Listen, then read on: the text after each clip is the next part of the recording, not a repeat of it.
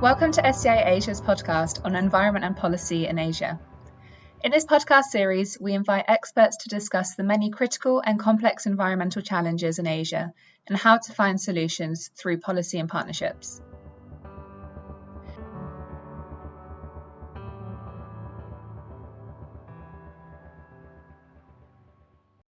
In today's episode of Environment and Policy in Asia, we are joined by two leading experts on the subject, Andreas Hoy, Senior Expert on Climatology at SEI Tallinn, and Winston Chow, IPCC Co-Chair of Working Group 2 and Professor of Urban Climate at the Singapore Management University. So today, the three of us are going to explore how heat is reshaping cities across continents. We are deep diving into the science of shifting heat patterns, the inequalities in who suffers the most, and the lessons from urban design innovations in both Asia and Europe. And lastly, the urgent need to integrate heat into governance and urban resilience agendas.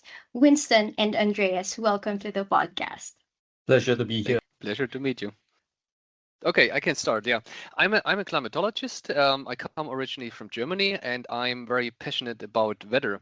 And actually, I'm also passionate about making weather and climate information more accessible to decision makers and citizens. I'm a professor of urban climate in Singapore Management University. My other job, which is a bit more exciting, is that 2 years ago I was elected as the co-chair of the Intergovernmental Panel on Climate Change's working group that looks into climate impacts, climate vulnerability, and climate adaptation. Then, Winston, let's start with you. Sure. It's monsoon season in Asia, but strangely, it's still very hot in a lot of parts in Singapore, in Bangkok, in the Philippines. So I'm wondering, how do these patterns fit into the global climate picture? And what does science tell us about why heat is no longer confined to just summer months? In a nutshell, heat in cities is the poster child, or as some would call it, climate disruption. On top of the major causes that we are well understood for how global warming happens with higher emissions of greenhouse gases, your carbon dioxide, your methane, etc., and also from land cover change, from deforestation of rainforests, on terrestrial rainforests or marine forests. You also have the double whammy of having cities being developed. So there's this phenomenon called the urban heat island effect, which it happens when you remove away all that forest cover, the natural surroundings, and you replace it with concrete and asphalt, which during the daytime stores all the heat that from the sun, and then at night it releases that and adds on to the regional and larger scale global warming that happens. And also you have the issue of all the various human activities, what some urban climatologists will call urban metabolism. All the additional fuel that you burn from traffic, all the additional energy that you have for cooling indoor environments with air conditioning. What you're doing is that you're transferring the heat indoors, outdoors, and so that you have that multiplier effect or that positive feedback or that vicious cycle of additional heat that everybody experiences in a city. So you've got that dual combination of heat sources from global climate change to the local effects. People who've lived in cities long enough, they'll feel like, hey, this is weird. It's getting warmer and warmer, and it's not something that I've experienced before. But that's the story of climate change and how people's perceptions. Speaking of summer, Andreas, Europe had just came out of another record-breaking summer heat. What stood out to you, and how do European cities responded to extreme heat this year? So let me go to the edges of the European continent because I want to bring out two striking examples of this summer, and I want to start in the south, which is naturally associated with heat. So in Western Europe, we saw the warmest June on record, again, another record. We had new national records in Portugal and Spain. We saw more than 46 degrees Celsius there. And also there was a combination of a maritime heat wave and a land heat wave, because also the Mediterranean Sea saw record high sea surface temperatures, and of course this increased the heat on land, and the heat on land increased the sea surface temperatures, so it's a vicious cycle in a way. And then I want to just go up to the northern edge of the continent, which is not really associated with heat, because it's traditionally cold. But we have seen a record-breaking heat wave above the Arctic Circle in July and early August. And these are places that are not prepared for this kind of extremes. I just read today they had almost a month with temperatures over 25 degrees. Okay, you can very much laugh about these temperatures, but if you're not adapted to this kind of conditions, it's a lot. And houses and building structures are built for winter cold, to keep the cold out in the winter. And if you have this long period of warm temperatures in summer, then there's a problem with heat inside of buildings. So if we speak about climate change, it's an effect of climate change that we see more frequent, more intense, and longer lasting heat waves. The urban heat island, as Winston mentioned, adds extra intensity because we have all this concrete and asphalt, and we have limited green and blue spaces. So it heats up more during the day and it cools down slower during the night compared to rural surroundings. And it means, like, if you're in your flat and you want to sleep and you want to recover from the heat of the day, you cannot really do so in overheated flats. And this really drives up mortality, especially among elderly people. That is a very good segue to our next question. Andreas, you mentioned vulnerability during heat waves. Can you share how social factors amplified the heat risks in European cities? There's some diversity of how people respond to heat. We have groups like small children. I have two small daughters as well, so I see they're just nearer to the ground, so it's an issue because the ground warms up and in the end they experience higher temperature. We have people with chronic diseases, we have elderly people. These are all risk groups because they cannot, they are more exposed to these conditions and they cannot move so quickly away from it as well.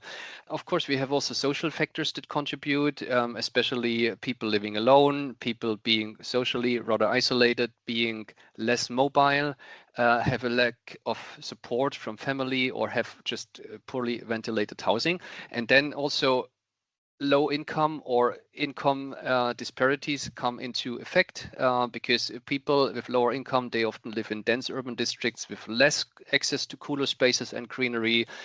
I can bring one example, and Winston maybe knows this example because it's quite popular in literature. It's the 2003 heat wave in Europe, because it was in a way the first really climate change related heat wave, which was especially strong in Western Europe, in France and in Germany. And we had, I mean, estimations go about 70 to 80,000 excess dead people, or people who died earlier because of this heat during this time. And a large group of these were elderly people that were left alone in overheated flats. And this issue after this heat wave, it became in a way a turning point or a kind of wake-up call, because this heat wave showed really the limits of unprepared health and social care systems. And since then we have seen some improvements. So we see like more heat health action plans who deal with this issue. We have more early warning systems. We have other outreach measures. You need to reach to older people in a different way than to others. You cannot just send some kind of short message or a smartphone. So you can call, for example, call them actively, or send some social workers checking on them, or have a hotline where they can call from their landline phone. But still, I would say that this coping capacity remains uneven, and there are good examples, but they're somehow scattered. And also there's a kind of, again, this income aspect. So wealthier regions, they can adapt faster and more efficiently, while elsewhere, vulnerable groups remain still at risk. And if I still have the time, I can say that we deal in Europe with those issues. We have, for example, one project in Pärnu in Estonia. It's a coastal city. It's Pärnu's, it's Estonia's summer capital in a way. And here we do a hazard mapping of urban heat islands, where we feed in weather sensor data, remote sensing data, microscale data, and then we combine it with exposure and vulnerability data, like density of population, age groups, health, income, social support status, and so on. Plus, we do interviews and focus groups, and all this information comes together to identify the areas with high social vulnerability to heat-related risk. And the aim of this work is that we want to support the municipality to prioritize adaptation, for example, planting new trees, having more shading or cooling intervention in districts where we have many elderly people, for example, or disadvantaged households. And this is an example how we can use data that we measure to really give the information to cities that they are able to act on this issue. Well, that's a fantastic example of a very good integrated, heat action plan for any city. Is to take into account the best sources of early warning of information from climate data, from forecasting, and disseminating that in a manner that can get people to anticipate all the various heat hazards that can come their way. Just two quick points to add on to the fantastic description of what Andreas said. One is that it appears that apart from the lesson that a big lesson from 2003 was, I think, the realization that heat-related impacts from climate change, from urbanization, is no longer just restricted to a tropical, subtropical, low-latitude situation where it's hot all the time. Andreas is right. Now I don't laugh, or I tell my students don't laugh at the fact that it's warm in Northern Europe at 25 Celsius, and we're here in the tropics, so it's 35, and then we start to feel uncomfortable, because that's the point. Existing populations who have been based in those cities in northern latitudes or high latitudes, they are acclimatized to a certain temperature, they are acclimatized to a certain timing of seasons. But when climate change disrupts the existing weather patterns with respect to extreme temperature, we're also seeing earlier springs and later autumns or delayed winters. That period of which you can be more vulnerable, depending on the location, is also extended in duration. And more oftentimes than not, it's not the hottest heat waves that results in the highest amounts of deaths, because that occurs later during the summer season. It's the first onset of the heat wave that oftentimes triggers those medical responses, those medical emergencies. And regrettably, we are seeing all these episodes occurring way more frequently because of climate change, because of more people living in cities that are not prepared for the heat wave or the heat waves that are to come. It's good you mentioned that, Winston, because in Asia, when there's extreme heat, it's usually a different vulnerable population than what Andreas was describing. Here in Asia, it's the outdoor workers, it's the informal settlements, low-income groups who are most affected. So how do urban design and socioeconomic inequalities shape these risks? They shape it tremendously, particularly the socioeconomic inequalities. You're looking into the vulnerability component of certain communities that are at bigger risk to heat-related issues. You look into where they are housed in, your informal settlements, or people who don't have access to physical cooling mechanisms, or people who live in areas that have limited green spaces or blue spaces, which we know are proven approaches to reducing urban temperatures and reducing temperatures, either in the day or in the night. So they will be in areas that will be under chronic levels of heat stress. If your minimum temperatures, which are driven by the heat island, are going to be significantly above average, then your physiological response to recover will be severely hampered.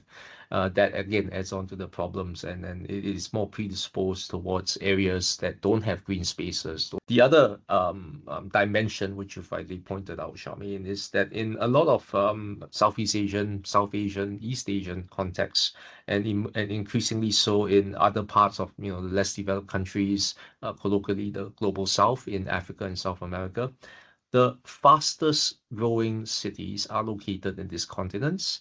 And in order for those cities to have housing, in order for those cities to have office space and other sorts of infrastructure, you need to have your people who work outdoors in the construction sector. You need the people who sell food or sell products outdoors, away from shelter. And again, if you have them exposed to your longer summers, your higher temperatures for more frequent and intense heat waves, then you've got a bigger exposure. My next question is, I guess, for the both of you. Having said all of that, what are the parallels that you see between vulnerable groups in Europe and vulnerable groups in Asia? And with these comparisons, what does it teach us about designing a more equal, fairer heat adaptation policies? The drivers of how these communities in, irrespective of whether in Europe or Asia or South America or North America, they're more or less the same from from the climate impact drivers of climate change, as well as from the urban climate varying. What would matter though is that even though these contexts are more or less similar, the local context, the culture, the sort of behavioral patterns, the psychology, collective sociology of these communities will significantly differ. And that in turn would also have significant impact, significant influence on the right sort of heat action plans, the right sort of adaptation approaches towards these communities.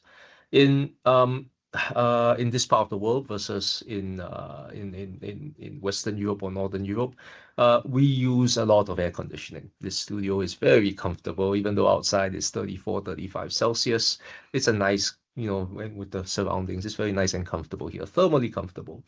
In most places in Western Europe during the summer, they don't have air conditioning by design because of the reasons that Andreas has pointed out. You want to, prepare for winter as well, and there are some construction options that's geared towards retaining heat. So you can have smarter urban design. You can have ways of increasing wind flow in European cities that can enhance thermal comfort and reduce risks. Which can work in those areas if there's a predominantly, a strong wind pattern that flows throughout the, above the cities there. Those examples, however, don't seem to work in a place like Singapore, which has absolutely almost zero wind speeds in Singapore at the low latitudes is very, very low. So we have to look into alternative ways of trying to use the natural environment to the benefit of reducing heat vulnerability for residents there. Andreas? Is like if you have poor housing conditions, for example, and especially like overheated flats. I think in Asia maybe we don't even see so many overheated flats. So indoor heat is maybe a different problem than in Europe, where we see this more because we don't use air conditioning so much. But then the problem there is probably then really more outdoor workers, even if this is something what we have as a problem here as well. And it's less discussed in Europe compared to Asia because it's not so imminent, or maybe it's not the most visible group of people during heat waves. But I mean, temperatures are also getting warmer, and then people working on construction site or working in agriculture, they face this heat and they are getting problems with this. So in the end, it's not so much about age or health, it's about like the access to resources, the access to greenery, the access to a possibility to cool down. Andreas, you mentioned earlier that this project in Pärnu in Estonia, and Winston, I know that you've also worked with the Singapore government and also your own research on cooling. So I would like to ask you both to tell us about those projects. I want to start with too much water, because in Copenhagen they're not used to intensive cloudbursts normally because they're rather north of location. But in 2011 they had a cloudburst with between 100 and 150 millimeter in most places of the city in just 2 hours. And of course this caused a lot of problems. So we had flooded and evacuated hospitals. The EU headquarters of the World Health Organization was flooded and closed after their offices were underwater. So we had many buildings, streets, and other infrastructures flooded. We had more than 100,000 insurance claims. We had 1 to 2 billion euro damage. So what do you do out of this? Copenhagen decided to do something really cool. They started to draft a Copenhagen Cloudburst Management Plan, and this was already ready in 2012. In this plan, they want to, and they started to upgrade the infrastructure to manage future extreme rainfall. The financing is interesting. It was largely financed through a levy on the water bill, so it's also community driven and community approved.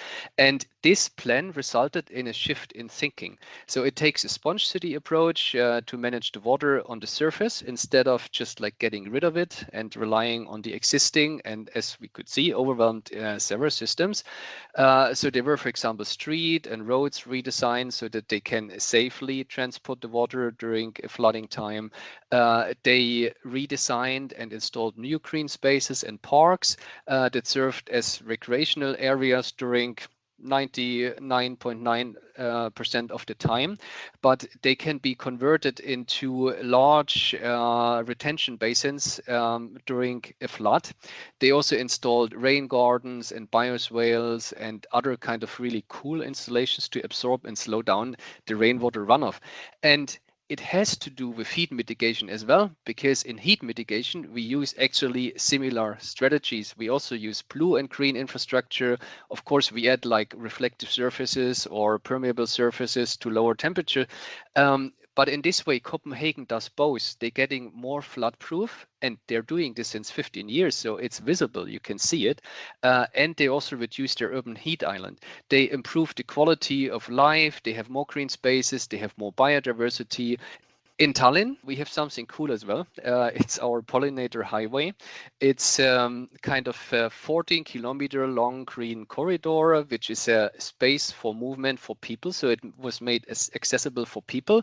It passes through 6 out of 8 districts in Tallinn. And these are areas which were previously not really accessible. They were occupied by old railway tracks, overhead power lines, and so on. And we did something here as well. Among other things, we installed a weather sensor network in 2022.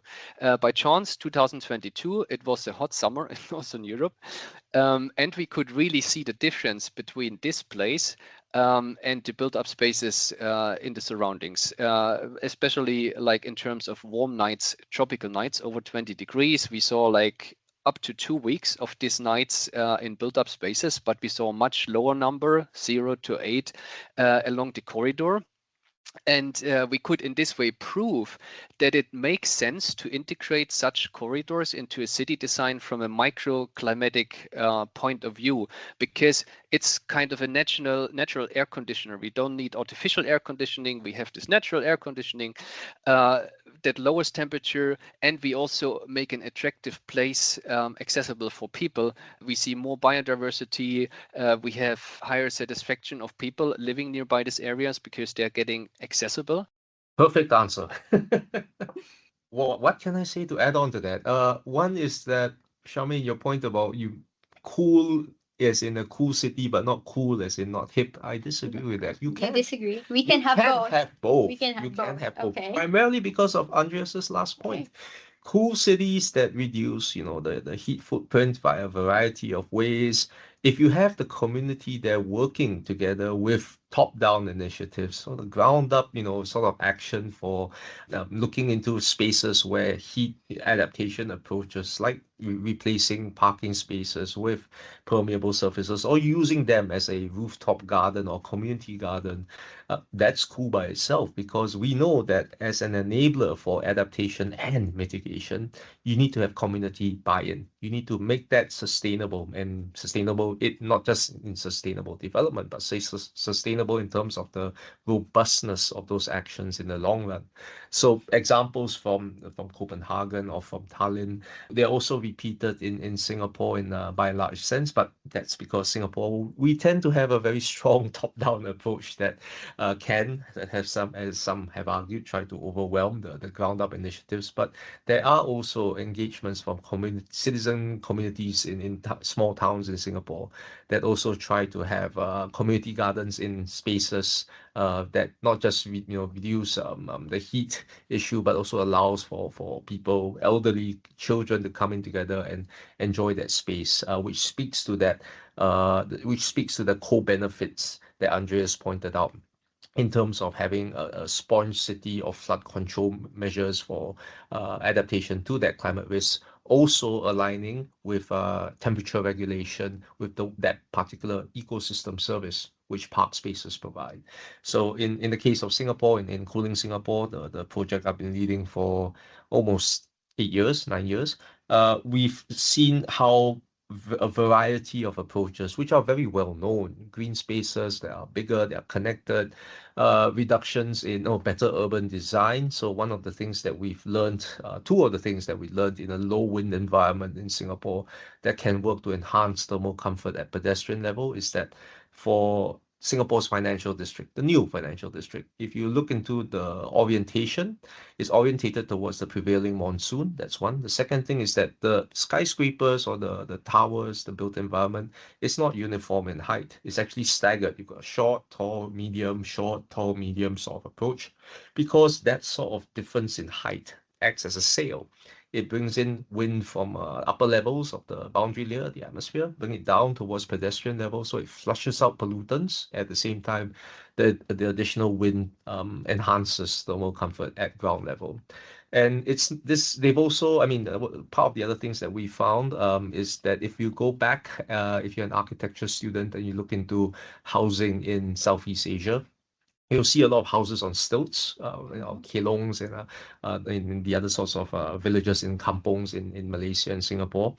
They were built on stilts to prevent floods, but they were also built on stilts to allow for unimpeded airflow at pedestrian level, so that again you don't block the wind flow that can keep you, that is very uncomfortable.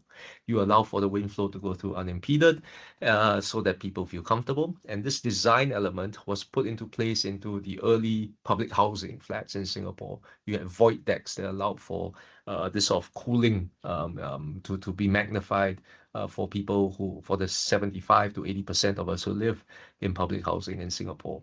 So those are lessons that we've learned from that are applied from the scientific research. And I think the common theme, irrespective of all these cities, is that the solutions are there. It's the other sorts of non-technological aspects that are required to make the reduction of heat vulnerability work in the long run.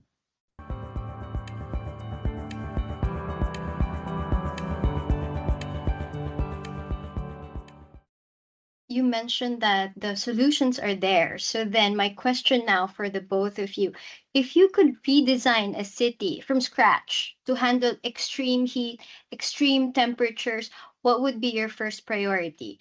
One, is it green space? Second, is it water? Third, building design? Or last, policy? It's a bit of a trick question, but I'm interested to hear what you both think. I can go first, but I will not choose. I refuse to choose because I think this all goes together. It's one package. It's one important package. And if we, Winston spoke about sponge cities, this is a very good example that you have blue and green solutions together. So you use nature-based solutions to absorb and reuse the rainwater that acts like a natural sponge. You add a lot of green roofs, green walls, permeable pavements, parks that are connected ideally by green corridors.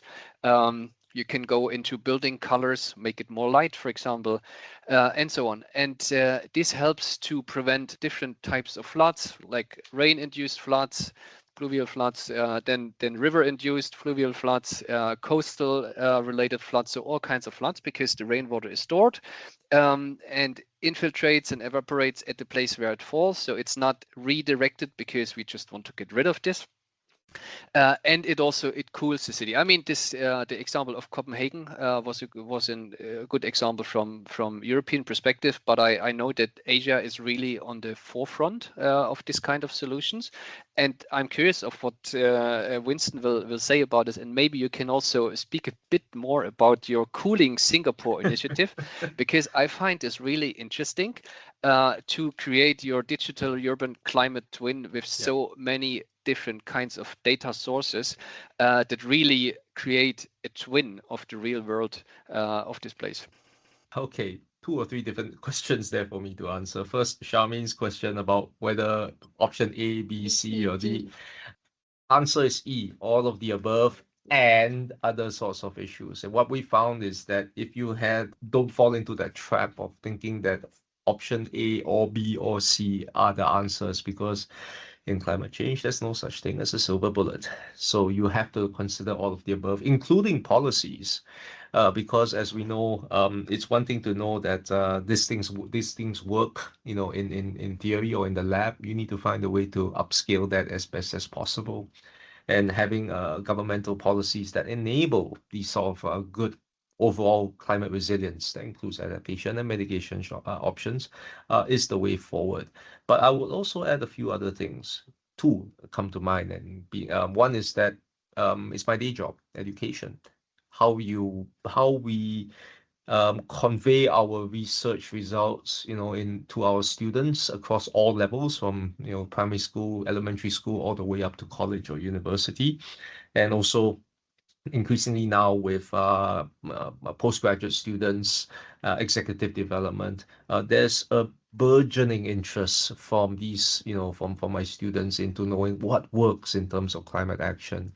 So our job, and all of us, for Andreas and Charmaine, you yourself included with this podcast, getting the word out, telling people what works in terms of good science-based, research that can translate into reducing heat vulnerability, that can translate into reducing floods that are, at the same time, another major risk to a lot of cities worldwide.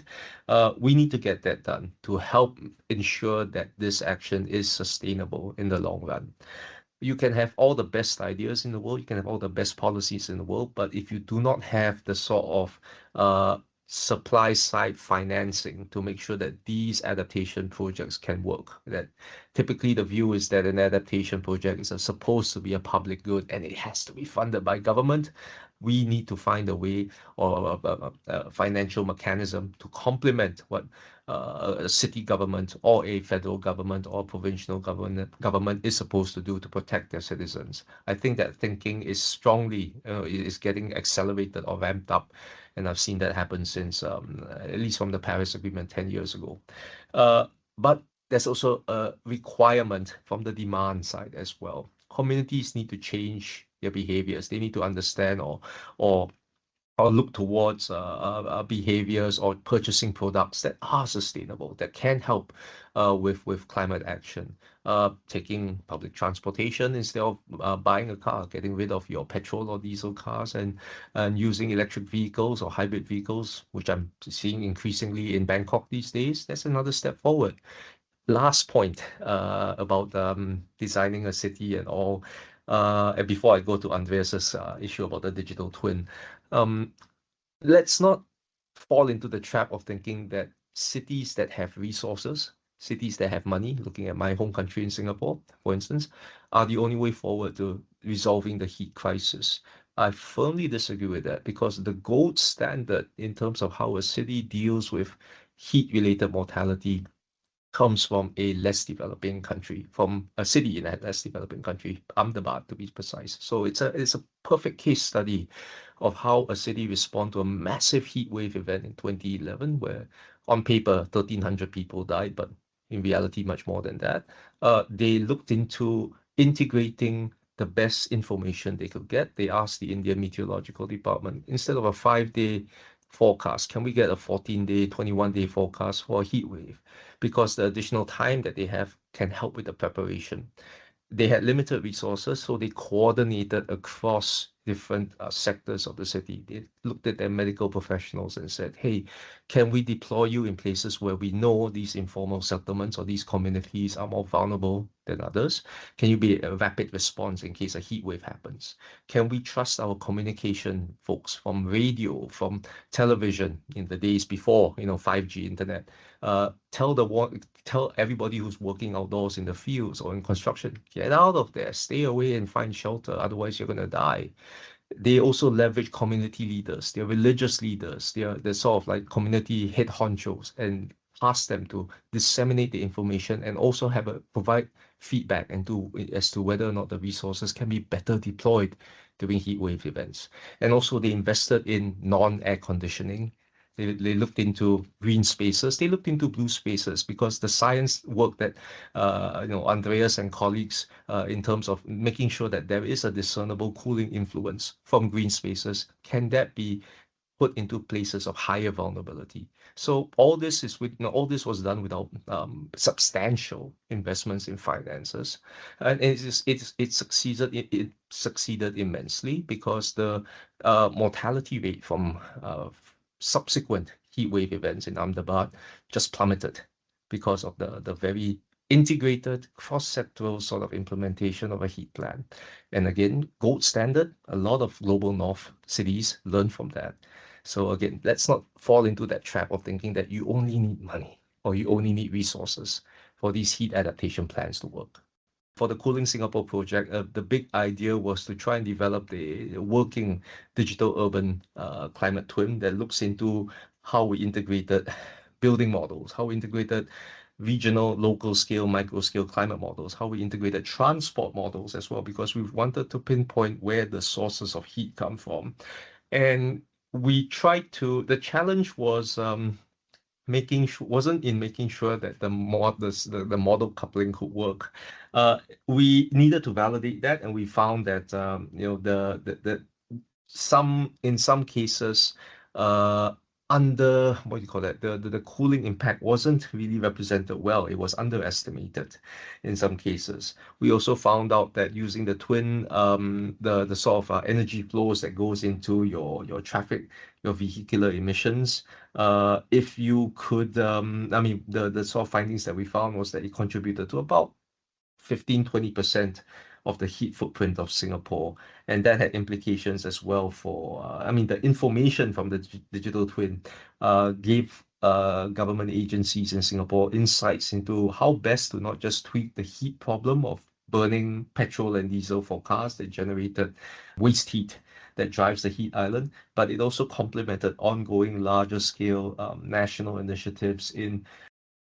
So you both, we're almost at the end, but you both mentioned like the future of heat governance needs a few things, well, many things, but some of them is like, having that data, having education, having the financing, and also, of course, community buy-in.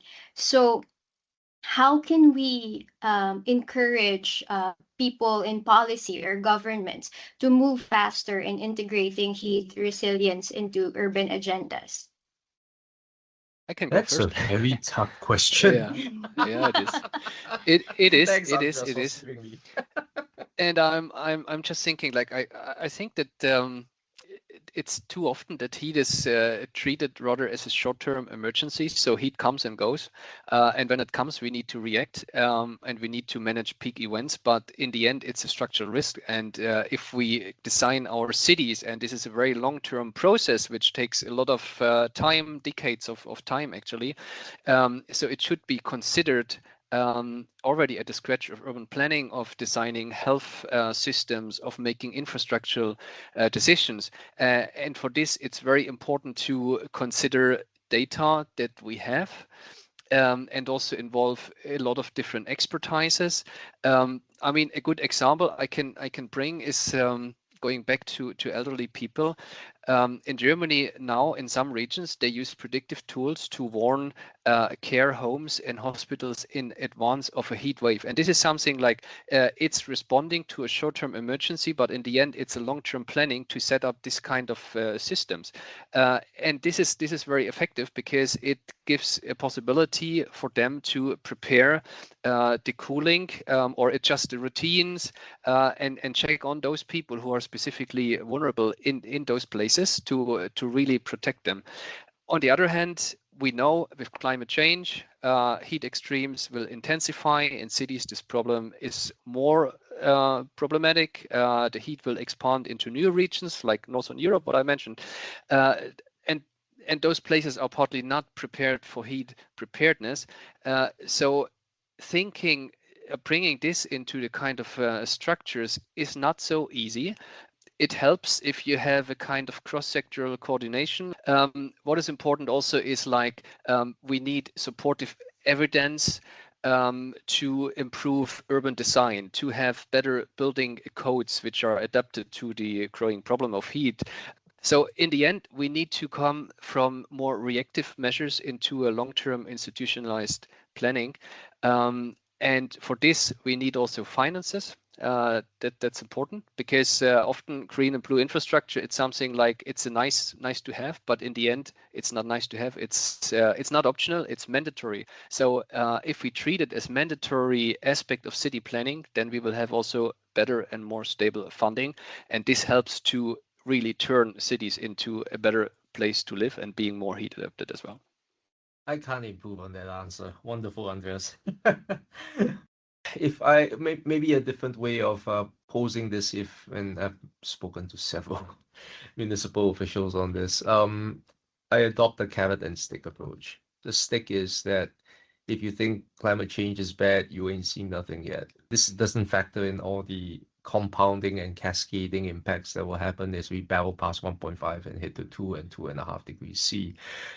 In Singapore, the concern is not so much on heat, I would say, but it's actually on food insecurity, because the heat does affect agriculture and the heat does affect farming and everything else that we source of. How do you cope with that sort of compound risk that will happen? That is the challenge. And if you ignore that, that aspect of heat and thinking, oh, it's only going to affect my cities, but it does affect everything else that goes into your cities, you've got a problem.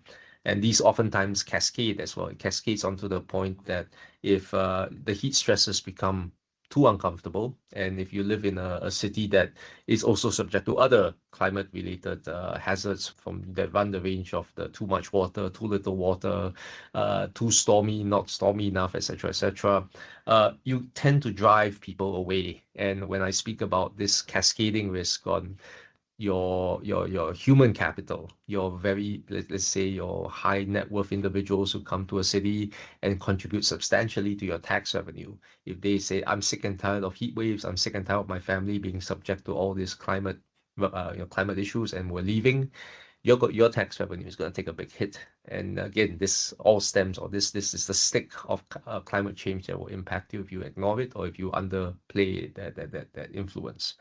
The carrots, though, is that there's a strong business case for climate change. There's a strong policy case for dealing with climate change. It's a vote winner.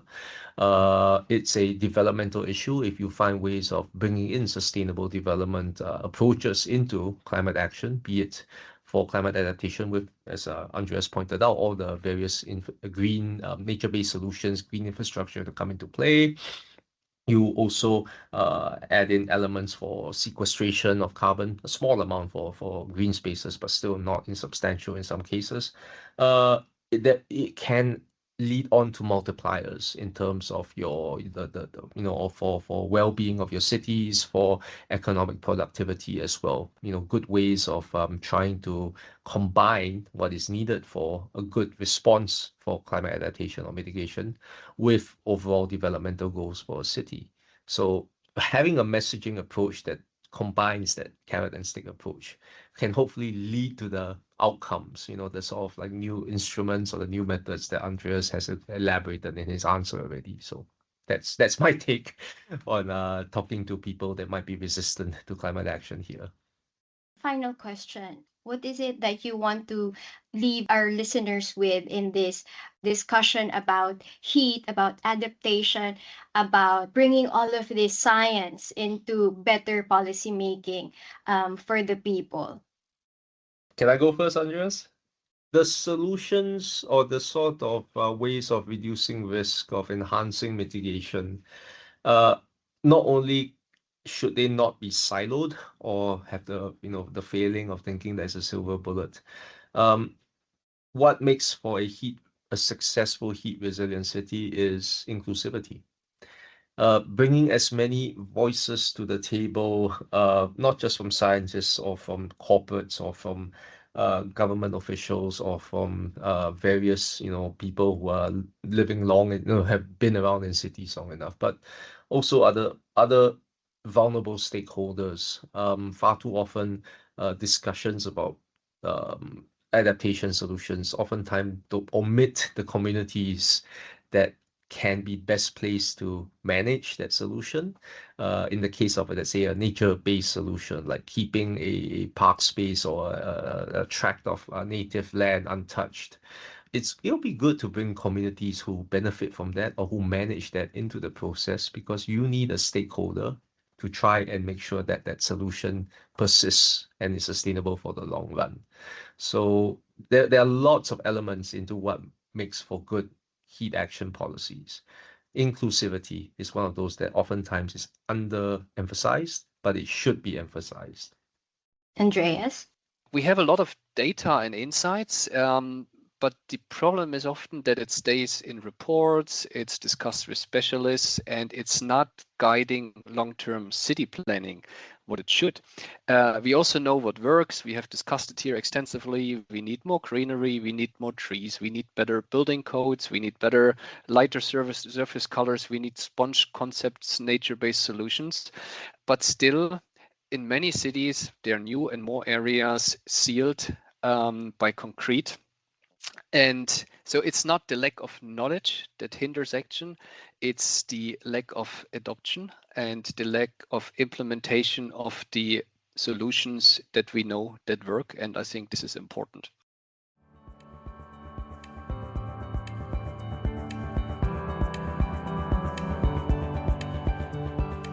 Thank you for listening to SEI Asia's podcast on environment and policy in Asia.